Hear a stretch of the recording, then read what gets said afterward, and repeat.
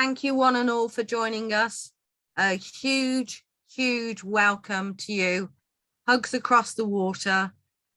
Delighted to have so many of you here just on this Saturday, giving up some of your time, and our presenters giving up some of their time. We are delighted that you can join us. Thank you. So in terms of just going through kind of the IT, we tried to make the event as accessible as possible. When you're coming into the event, you are on mute and your camera's off. You won't necessarily be able to unmute yourself or show your camera unless you're presenting. I know that's possibly a little less interactive than we'd like, but because we've got a lot of people, it was a very difficult thing to try and do. We asked for people which is the best platform for them to use, and most people came up and said Zoom is the best. Okay, so if you need some technological support, if you can, raise your hand in the webinar control, and then the host, Catherine, will be notified you've raised your hand and will personally message you to try and assist you. You will be able to ask questions in the Q&A box and we'll aim to answer those. If we run out of time, answer is, much more complex, we'll try to get back to you shortly after the conference. We are going to record it, so you will be able to play it again. We currently have attendees from 20 countries. As we did last year, some of you have asked about translation options, but I'm afraid it was so expensive. It was just out of reach. So they will be recorded, and I'm very hopeful. I know some of you have talked to me already that you will be able to translate some of those presentations. So I'm going to try where possible and speak fairly slowly, although it's not my natural speed. And where possible, again, I'm going to try and describe the work that the graphic illustrator is doing and our slides. So the next slide is kind of a picture of me and kind of just to say a warm welcome to you.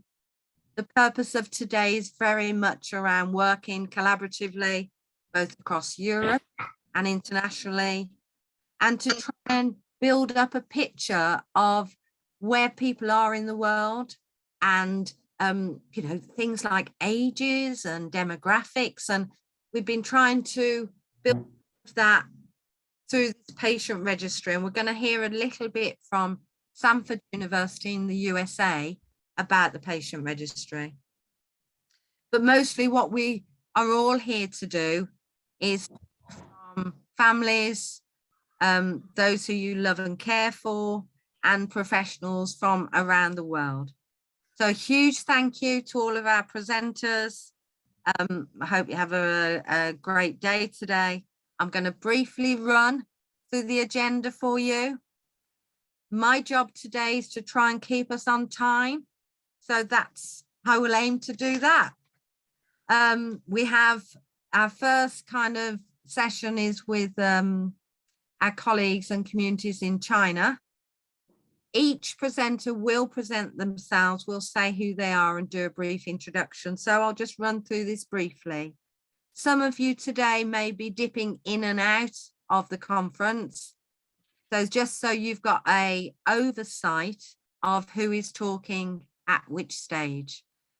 So we'll be kicking off with some research updates from China, and then an absolutely fascinating presentation from Professor Pietro Maffei, who's going to talk about the world's first baby born to a couple where mum is affected by Alstrom.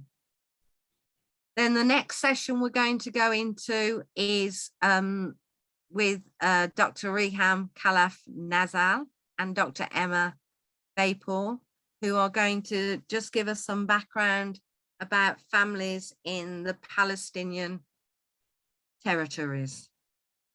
Q&A sessions throughout this. If we run out of time, as I said earlier, we will be able to capture those questions and come back to you. Then Professor Tim Barrett, and many of you will know Tim. who's the lead pediatrician at Birmingham Children's Hospital for the Alstrom service. And we're talking a little bit there about kind of home management and home monitoring. And he'll talk a little bit about the work that's being done, but what things people may find of interest. Again, a Q&A session to follow that one. We're going to have a quick break around 4:30, of course. You may have a break before that, but these are some of the time breaks. And then we're going to listen to Mum in Italy, Marina. Many of you will know Marina as she heads up the kind of AS Society in Italy. And then Jennifer Potter, who I mentioned earlier, who has 3 boys who have Alstrom. Then we're going to hear from Lexi, who's one of our trustees, and she's going to talk a little bit about recovering from COVID. But really, she'll probably talk a lot about her horse riding. And then we're going into a little break, and we're really pleased that Archana Kulkarni can join us and talk about vision and tints and glasses. And she's based too at Birmingham Children's Hospital. And then the next session, we're going to talk about spotting fraud and scams and how to keep yourself safe, particularly as so many of us are on computers all day, some of us all night too. Okay, and then we have a presentation from Cords and talking about the kind of the patient registry and some final questions. And then a big roundup where we'll all get a chance to kind of Q&As and summarize and think about other things that you may want to have included if we do another global conference virtually next year, but also to try and get some sense from all of you, some ideas on having potentially a series of webinars this year, perhaps every 2 months, but trying to get ideas and thinking through what it is that you're after and what you'd like. Some of that program of work and today has been sponsored by AS Canada. So thank you very much to AS Canada, to family there. We're really kind of grateful for all of your support. Okay, so we have 20 attendees from the UK and USA. And then we've put a map up. The next slide was a map to say we have people from Brazil and Canada, China, Germany, Greece, Hong Kong, Ireland, Italy, New Zealand and the Palestinian territories, Portugal, the Republic of Moldova, Romania, Saudi Arabia, Singapore, Spain, Sweden, Turkey. So this really is a very global conference. And the one thing, of course, that connects everybody is having a family member with Alstrom, caring for a loved one with Alstrom, and the professionals who support people with Alstrom all over the world. So a huge welcome from all of us at ASUK. I hope you enjoyed the day, and I look forward to seeing you a little bit later. So I'm going to pass over to my colleague, Catherine Lewis now, who will be just introducing our first speaker, who is in China. Good afternoon, dear friends and listeners online. It's such an honor to attend this conference again this year, and thanks for the invitation of Catherine and Chase and other holders. And time flies again. Let me introduce myself. My name is Qianwen Zhang. I'm from Department of Endocrinology, Genetics and Metabolism of Shanghai Children's Medicine Center in China. And also our chief, Dr. Xiumin Wang, is online too. Because there are 8 hours of time jet, it is 10 p.m. here now. And today I will show some updates about Alstrom in China, and titled Molecular and Phenotypic Expansion of Alstrom Syndrome in Chinese Patients. And this year, the study of Alstrom in China is beginning, and in totally 50 patients aged 0.6 3 to 21.7 years old were recruited through the Osteom Syndrome Great China Association, a patient-centered group for osteom in China. And they found us for genetic consulting in our Shanghai Children's Medical Center. And they were diagnosed with osteom at different districts throughout China, and we collected their phenotypic and genetic data, including general information, medical history, personal history, inspection reports, and laboratory reports. And diagnosis was reconfirmed by professional physicians at our center. And in this slide, you can see geographically, most of the patients were from East China, Central China, and South China. And the distribution and the prevalence of patients is mostly consistent with the degrees of society economic development.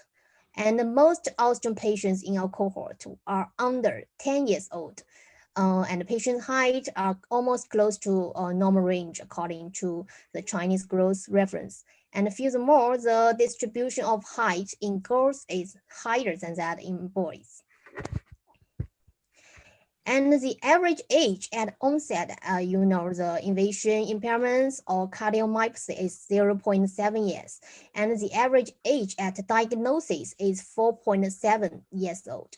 And the facial impairments, including the nystagmus and photophobia and impairment vision, is the first symptom in 72% of the patients. And the remaining 28% of patients are referred to the hospital for infantile onset cardiomyopathy. And overall, 1/3 of the patients have a history of cardiomyopathy. And obesity and hepatic symptoms are observed in more than 50% of the patients.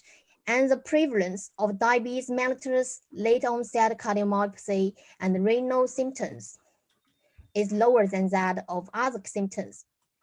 And to understand if the major clinical manifestations are consistent in osteom patients across the world, we compare the phenotypes between our cohort and 3 other cohorts from other countries, including Turkey, USA, and Poland.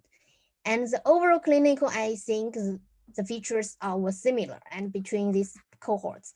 And vision loss, the typical symptom of osteom, occurred in all patients from all these 4 cohort studies. And also, there was no significant difference between these studies regarding the incidence of overweight status, cardiomyopathy, and hepatic symptoms.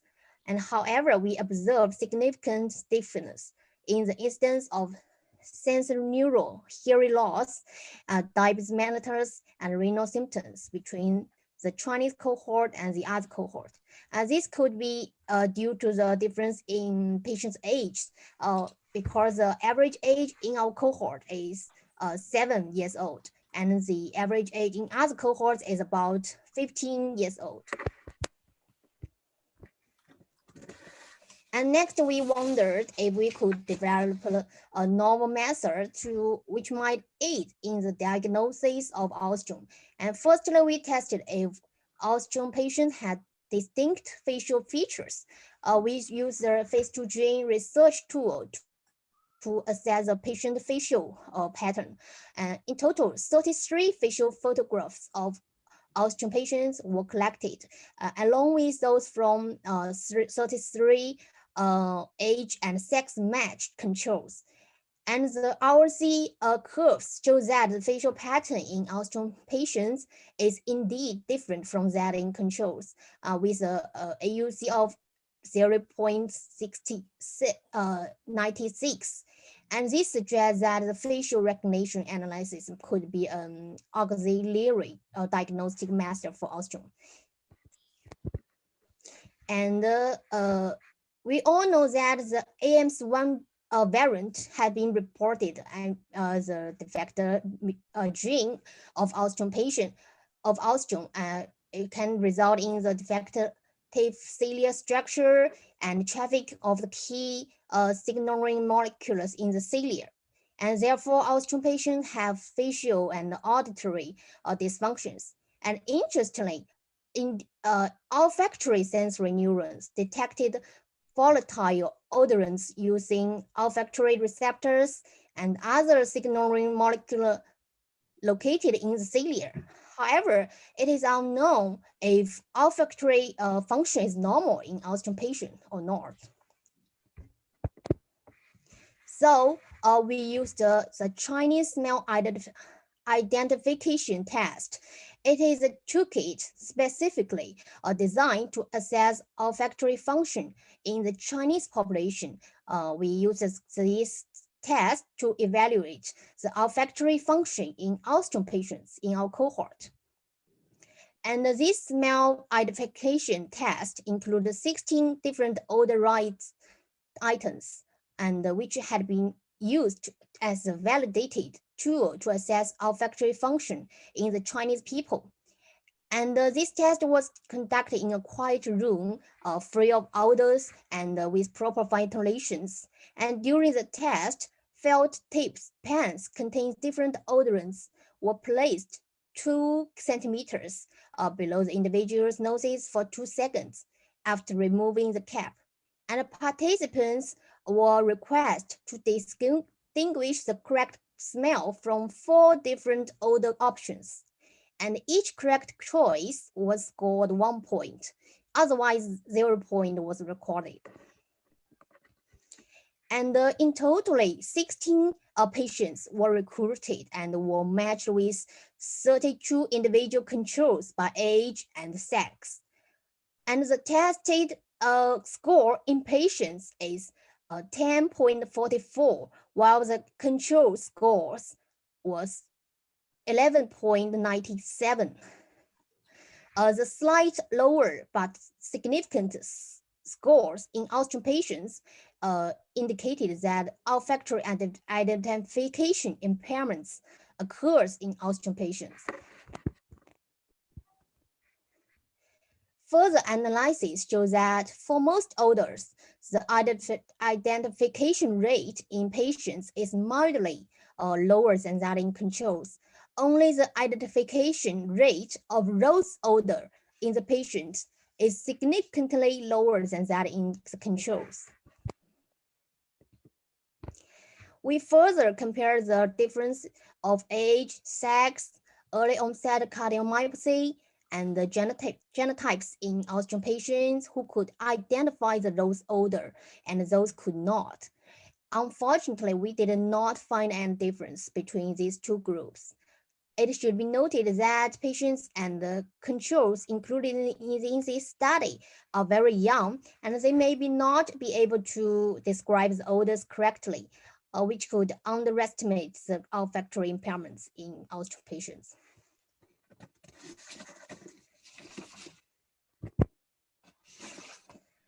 Also, in total, we identify 59 truncating variants in this cohort, and they all classified as pathogenic. And among them, 24 are novel and are located in exon 5, 7, 8, 10, and 19. And notably, we identified the first AMS1 variant in exon 7. Based on our review, exon 8, 10, and 16 are hotspots, and specifically the exon 16 has a higher mutational rate considering its size, which is inconsistent with previous study. To better understand the commonality of these variants, we summarize the variants reported by other Chinese cohorts and in our cohorts. Totally, we retrieved 22 Chinese Alzheimer's patients from 22 families within the literature, and total we have 69 Alzheimer's families.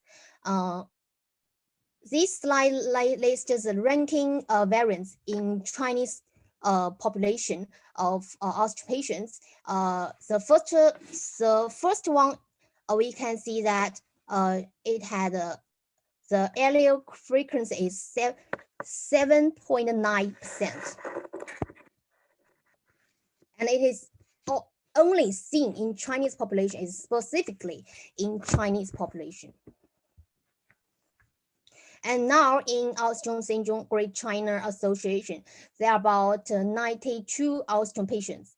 And however, according to the incidence rate from reported data, you know there is no specific incidence rate in China, and the low incidence rate multiplies the large population in China. Then we got the estimated population of Alström patients in China, 1,400 to 12,600. It's large numbers. However, in our cohorts, the number of patients now is 92, which is far away from the theoretic number. So in order to attract and gather more patients, we have done a lot of work. First of all, we follow the latest literature progress about Alström, especially for those identified in China. The president of Alström Syndrome Great China Association, Mr. Jack, should contact the corresponding author as soon as possible and tell them the existence of the association and make the Alström patient involved in the association. Secondly, during the last year, we have attended more than 5 times of conferences around China, and then we introduced Alström in each conference to make more people know about them. And thirdly, we use social media like advertisement, WeChat, and television to make more people know and know about this disease. Here comes the good news. On 30th July, the COVID-19 improved in China. We held the first conference and party of Alström patients in China, in Shanghai. However, the meeting is still affected by COVID-19 to a certain extent. So the scale of the meeting was small and the number of the patients was not that large. But anyway, this was still a meaningful moment, making people warm and powerful and make a milestone of the study of Alström in China. And the last slide, this is slide I showed the future plan in the Alström conference last year. And this year, we have successfully established the biggest cohort of Alström patients in China and describe the features of these patients and establish the national register system. Next, we will follow up these patients, make guidelines or consensus in China, and help the government to make some policy for them. And of course, we still have a long way comparing with the high quality patient-centered and ordinary care system of Alström syndrome in UK.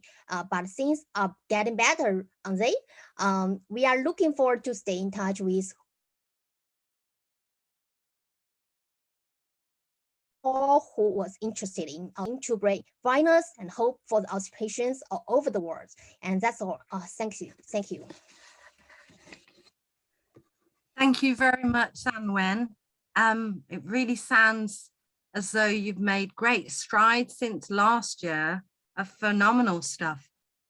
We've had a question come up in the chat box. I'm not sure if you're able to see it, but if I read it for you and perhaps you could answer it. And I think there's others who have thought, you know, there's quite a lot of detail in there. And this one comes from Sandra. Thank you for the great presentation. And regarding the presentation on odors and smell, I'm wondering if anyone in the Chinese group parents have noticed how their children have an increased olfactory response to certain odors. Sandra goes on to say, for example, my daughter has always been able to discern an odor several seconds before I or anyone else can pick up an odor. So she says a very interesting detail around that work that you've done with odor identification. So what's the kind of response from parents in China? What do they tell you?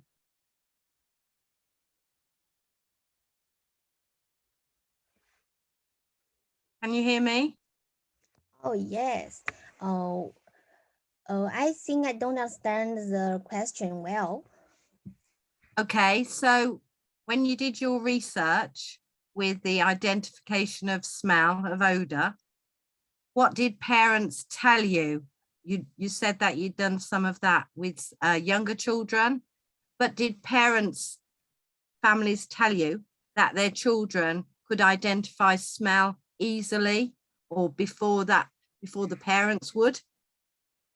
Oh yes. In our cohort, the parents didn't complain this problem. They didn't found this. They have a olfactory dysfunction or not. But according to our study, there is a slightly dysfunction among these patients. So it could not be detected in our daily life. Okay, thank you very much for that.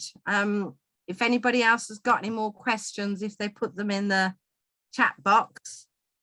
There was kind of one question I wanted to ask you. You talked about having lots of under 10s children with Ulstrom. And I wondered if you knew the eldest person you'd got in your population with Ulstrom.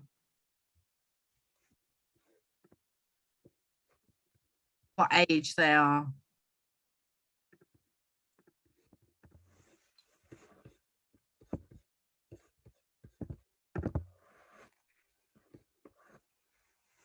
Can you hear sorry, me? I missed it.